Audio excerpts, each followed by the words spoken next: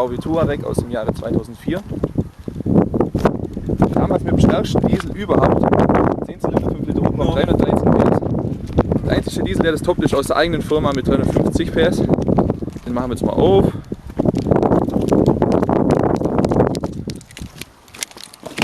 Immer nur zu.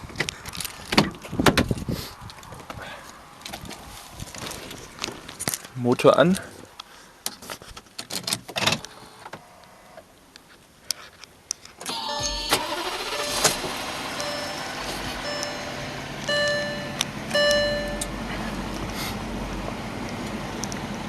Hört ihr das Dieselmonster schnorren?